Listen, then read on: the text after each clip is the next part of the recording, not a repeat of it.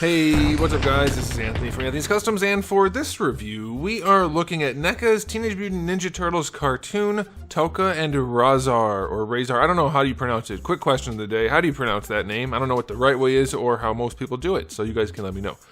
These guys are part of Target's Fall Geek Out NECA selection.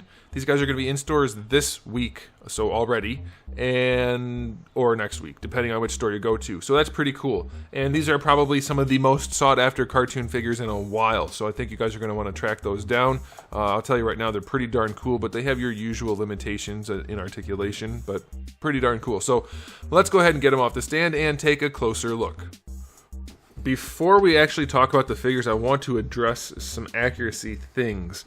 For whatever reason, my mind remembers these figures having the coloration that we see on the packaging here, with the lighter blue up here, the yellow claws, the more green skin, the yellow shell. But when I actually checked the actual cartoon stills of these guys, the figures are pretty darn spot on to the cartoon. So if you're remembering like I am for whatever reason, maybe the older toys or some of the toys had more colorations like this. I think the main toy did have yellow claws and teeth and things. Anyway, that's why you're remembering that, but these are based on the cartoon, not the old toys, to be clear. Not directly anyway. And so that's why they look the way they do. So I thought they were incorrect, but they are not, and I wanted to point that out. Alright, so we're going to do both of these at the same time. Let's go ahead and do this guy first. I love the fact that he's not just a bunch of old parts. He's actually got some chonk to him. He's not just a Ninja Turtle that's recolored, so that's pretty cool. Or Slash. Alright, he's about 5.5 to the top of his noggin, and that's going to make him about, we'll just call it 14 centimeters. And this guy, standing much taller, is, not counting his hair poof, about 18 centimeters. And that's going to be roughly, let's just call it 7 inches. So decent size. We're going to do a quick comparison. You guys always ask for comparisons, so I thought I might be able to do more. I'm going to try. If I have figures handy, I'll do it. I happen to have the best Marvel Legends figure to date out right now. So there he is up against him, and there he is up against him. Alright, so they have different sizes. I know why people like comparisons, but they're not actually that useful. That's why I use the ruler. Okay, easy question of the day, real question of the day now.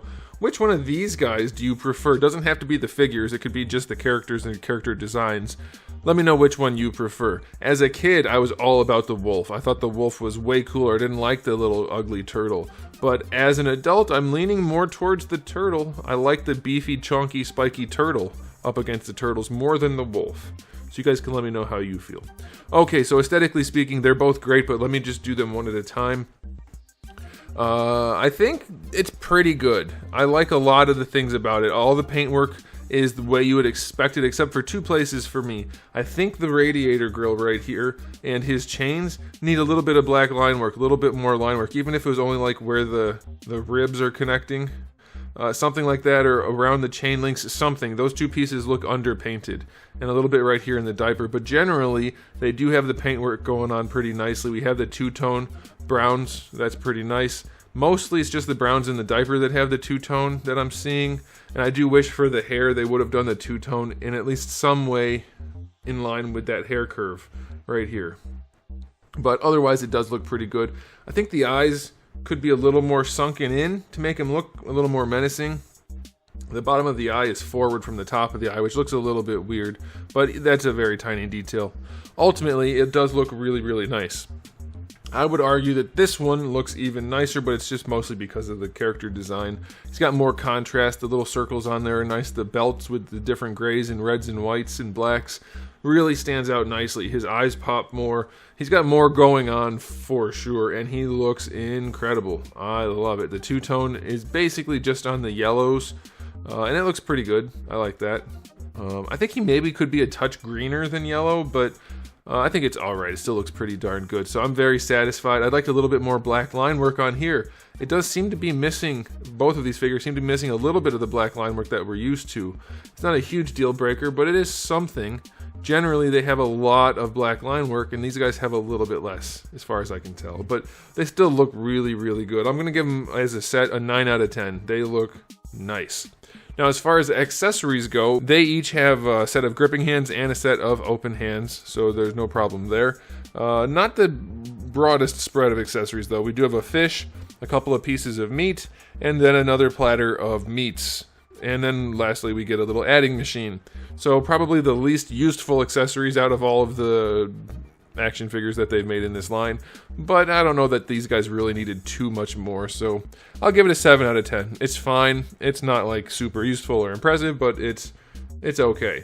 Alright, so let's go ahead and run through the articulation. We're going to start on TOKKA. He can look up pretty well, relatively speaking, and he looks down until his head hits his shell, so that's okay. Going side to side actually works pretty nicely. No real issue there. I like that, and of course you get rotation if you want that. The mouth does open, which reveals the nice red paint inside that makes him look even more menacing. I love the colors on this figure. It looks so cool. So that's nice. The shoulder pads are connected to the shoulder. They're soft pieces, but I don't think they're really going to do too much flexing in any useful way. So the arms go out about that far without risking damage. And then rotation is fine, but you're going to probably bump up against this shell piece, and I do not want to transfer that brown paint onto the arm, so I'm going to be extra careful. I'm going to caution you to do the same. He technically has the arm rotation, but you're going to have to be super duper careful. You get your bicep swivel. That one's stuck. Let's try this one. Bicep swivel is fine. The arm does go over the pad right there, so that's okay. And then you're not going to get to rotate it too far back because the traps are too big. Elbow joint. The wrist and elbow straps are actually separate pieces that are soft plastic, so we'll see what kind of range we can get. Just about 90 it looks like, maybe a little more if you really finagle it, but this being in there, you're not going to be able to move it too much. Then the wrists do have a swivel and a hinge. I wish the wrists, I can't speak anymore, or the hands had the two-tone paint job. You can see you have the two-tone right here, but then not on the hand, so that would be nice. There is technically a diaphragm joint in here, but I mean, how you're going to be able to use that, I don't know. The shell's not all that flexible, and you're going to be grinding these brown parts of the shell up against the legs if you do much. So it's in there. Good luck trying to use it. You can already see some paint transferring on the hips.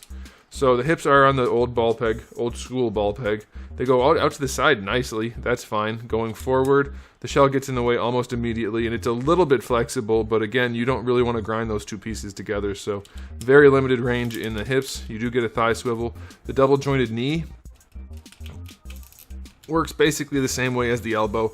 A little bit less than 90 degrees. You might be able to get some more, but this floating pad right there is kind of a hindrance. And then for the ankles, they go pretty far back. That's good. And really far forward, and you get an acceptable rocker, so that is not too bad. Does his tail wiggle? It does not. So yeah, it's pretty much standard, very limited articulation that'll be good enough, but again, they're leaning into the aesthetic. Let's check out this guy. He should have slightly better range, being just basically a furry human.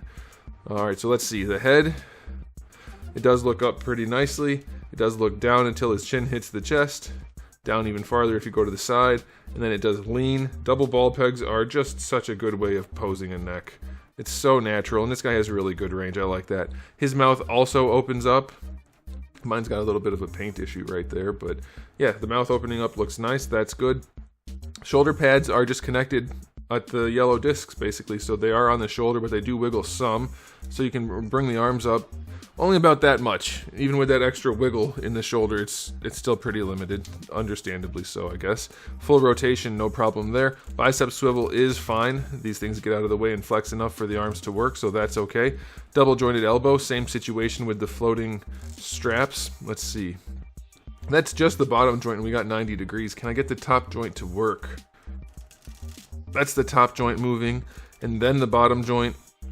You can get slightly better than 90, so I think that's okay.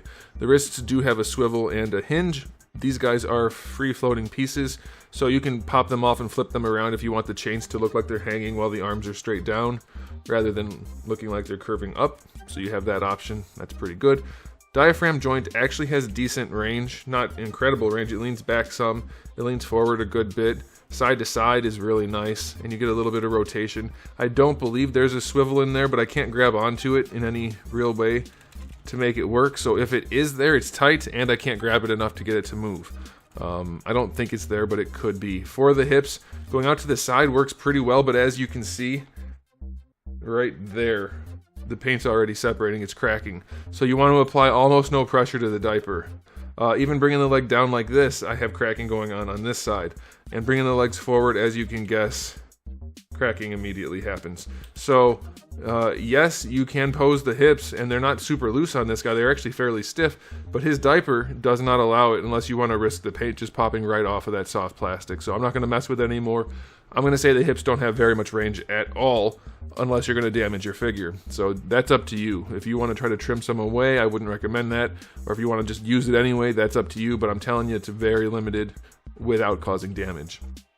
Double jointed knees should work just fine. Yeah, a little bit better than 90. That's okay.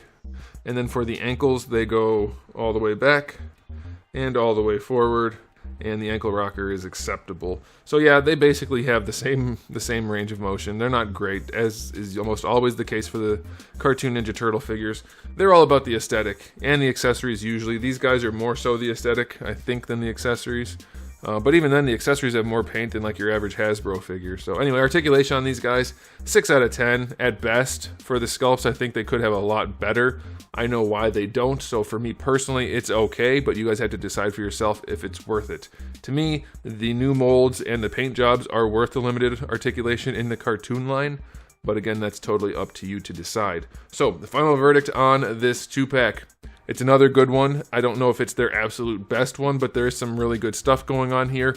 I'm going to give this 2-pack an overall rating of, I'm going to say 8 out of 10, only because I think they could have gotten better articulation out of these guys without doing too much. It wouldn't have sacrificed the sculpt too much, really, and I think it could have been a little bit better, but it is still a really nice 2-pack, and of course everybody's going to want to buy these regardless of this review because it's TOKKA and RAHZAR from the cartoon. But I have to do it anyway, and I think it's a good set, and now you don't have to even worry, because I didn't tell you not to. I think you should. If you like them, get them. If you don't, then you probably weren't going to anyway. So there it is, guys. Thanks for watching. If you enjoyed the video, please do give it a thumbs up. If you didn't, give it a thumbs down, and if you didn't subscribe yet, you might want to. I have new videos every day but Wednesday, normally, and I have thousands of videos already on the channel, so make sure you come back for all of that. In the meantime, keep collecting.